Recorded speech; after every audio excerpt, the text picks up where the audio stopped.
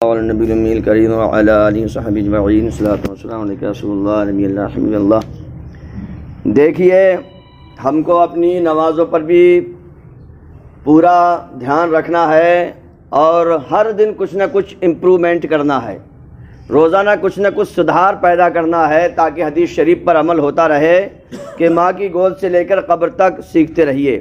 اور بیچ بیچ میں ہم اولیاء اکرام کا بھی ذکر کریں گے تاکہ ہمیں ان سے حوصلہ ملے، تاکہ پتہ چلے کہ ہمارے اولیاء اکرام نے اپنی زندگیوں کو کیسے گزارا اور کتنی محنت اور شدت کے ساتھ اپنی زندگی اس میں انہوں نے کھپائی۔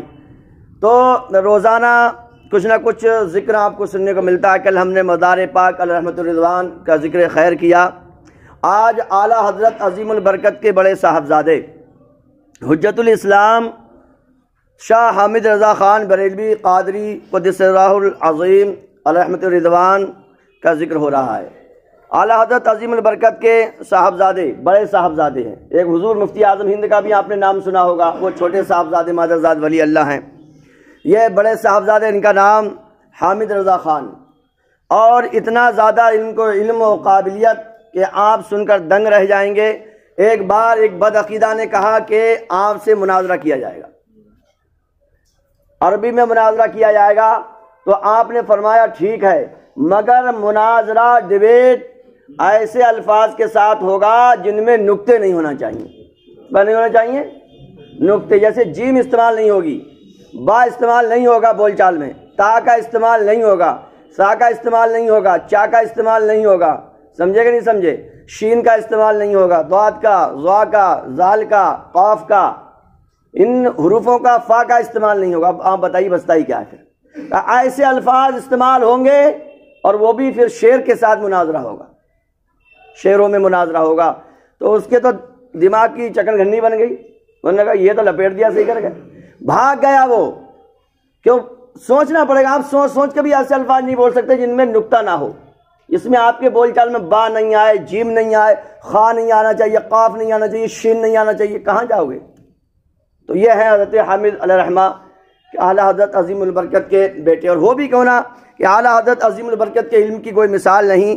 اور بتایا جاتا ہے کہ باپ کی جو اولاد ہوتی ہے وہ اس کی کیا ہوتی ہے؟ وہ راز ہوتی ہے، بیٹا باپ کا راز ہوتا ہے۔ تو یہ ایسے ہی نہیں آ گیا ہے، رات دن محنت، رات دن محنت۔ اور جتنے بھی ولی ملیں گے، میں آپ کو بتا دیتا ہوں، اے ٹو زیڈ جتنے بھی اولیاء اللہ ہیں، انہوں نے رات دن محنت کی ہے، رات دن علم دین سیکھا، علم دین سکھایا ہے، دین سیکھا اور دین بانٹا، یہی انہوں نے کام کیا ہے۔ تو کم سے کم ہم زیادہ نہ بانٹ پائیں تو اپنے گھر والوں کو تو سکھا دیں، یہ ہماری رسپانسبلٹی ہے۔ اور اس سے حامدی کہا جاتا ہے اس کو۔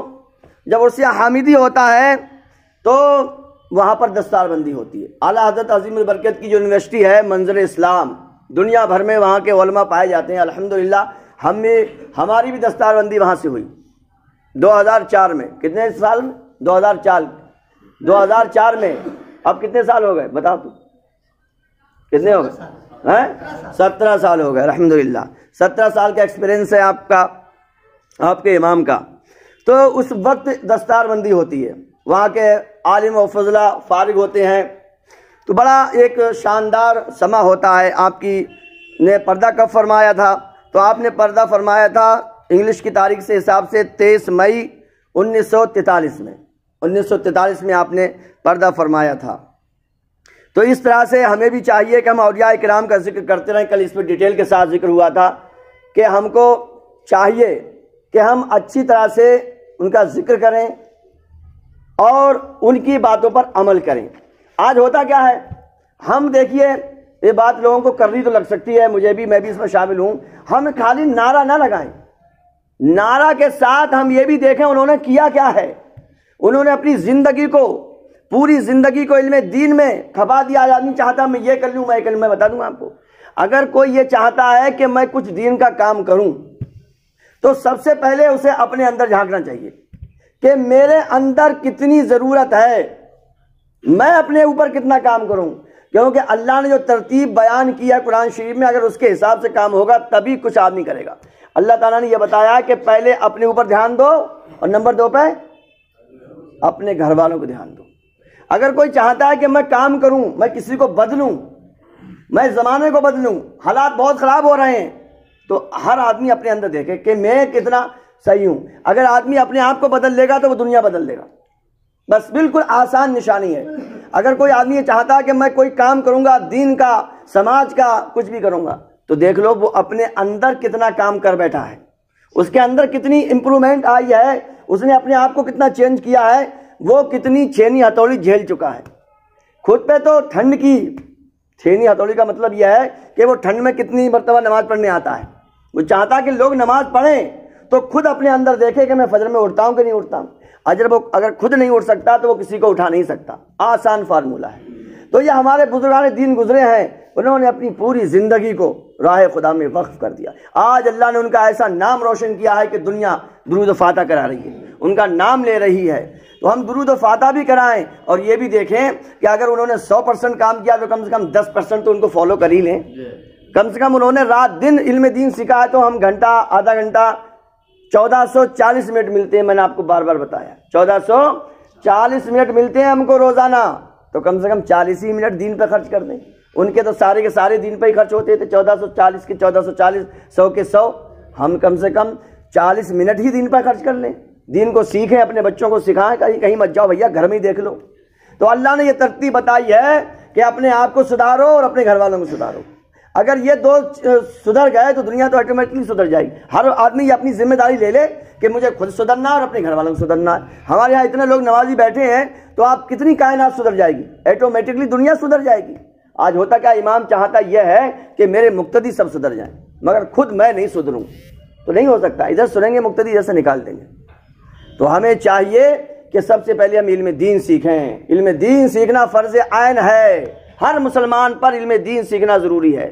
اب آپ کہو گے یار امام صاحب تم تو امامت کر رہے ہو، ہم کیا امامت کریں گے؟ کوئی آلو بیچ رہا ہے، کوئی پیاز، کوئی دھنیا، کوئی لہسن، کوئی ادرک، کوئی پودینہ۔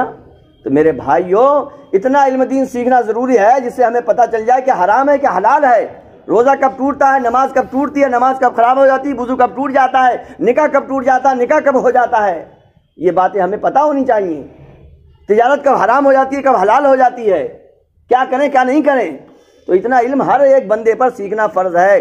جو مسئلے آدمی کو درپیش ہیں، جب بالغ ہو گیا تو شادی کے مسئلے ضروری ہیں، حج کرنے جا رہا ہے تو حج کے مسئلے سب پتہ ہونا چاہیے، تجارت کر رہا ہے تو تجارت کے اس کو مسئلے مسائل آنا چاہیے، اگر وہ زکوٰۃ دے رہا ہے تو زکوٰۃ کے مسئلے مسائل اسے آنا چاہیے، نکاح کر لیا تو نکاح کے اور طلاق کے مسئلے اس کو یاد ہونا چاہیے۔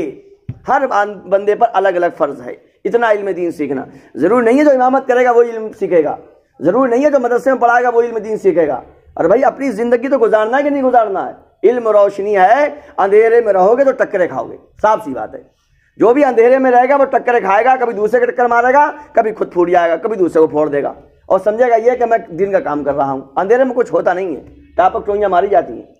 تو رب کائنات کی بارگاہ میں دعا ہے اللہ پاک ہمیں تمام خانقاہوں کے بزرگوں کی عزت و ادب کرنے کا حوصلہ عطا فرمائے۔ آج یہ بھی دیکھا جاتا ہے میں تو فلاں جگہ سے مرید ہوں بھیا، میں تو اپنے ہی پیر کو ماروں گا اور دوسرے کی بیعت بھی کروں گا۔ نہیں، اسلام یہ حکم نہیں دیتا ہے۔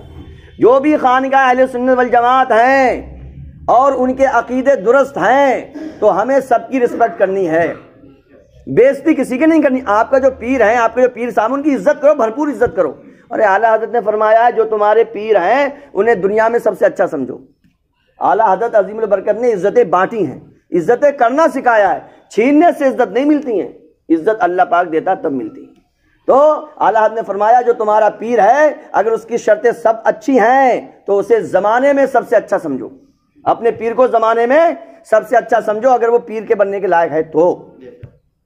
ہمیں بھی یہی چاہیے، مگر ہم بےزتی کسی کے نہیں کریں گے، کسی بھی خان کا، مگر مسلمان ہے وہ ہمارا ہے، ایمان اس کا ہے، ہمارا ہے، کوئی بھی ہے کہیں کا ہو، کسی کی خانقاہ سے کہیں سے مرید کچھ نہیں دینا، یہ خانقاہیں نہیں دیکھی جائیں گی۔